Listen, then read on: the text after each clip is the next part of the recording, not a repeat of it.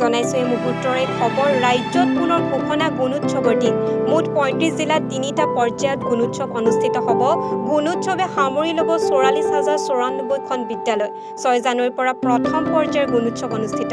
প্ৰথম পৰ্যায়ত মুঠ ১১খন জিলাত অনুষ্ঠিত হ'ব এই গুণোৎসৱ ১৭ জানুৱাৰীৰ পৰা ১৪ জিলাত দ্বিতীয় পৰ্যায়ৰ গুণোৎসৱ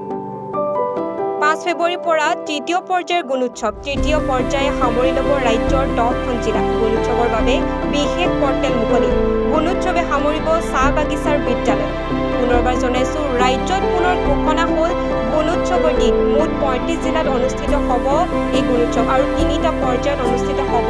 ২০২৫ চনৰ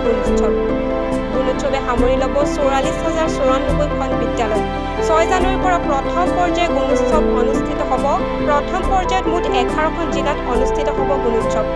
১৭ জানুৱাৰীৰ পৰা ১৪ জিলাত দ্বিতীয় পৰ্যায়ৰ গুণোৎসৱ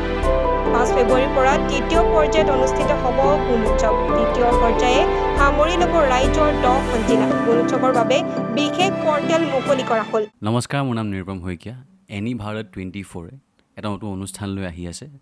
জুবিনৰ গানে কি আনে তাৰ অডিশ্যনসমূহ অসমৰ প্ৰত্যেকটো ডিষ্ট্ৰিক্টত হ'ব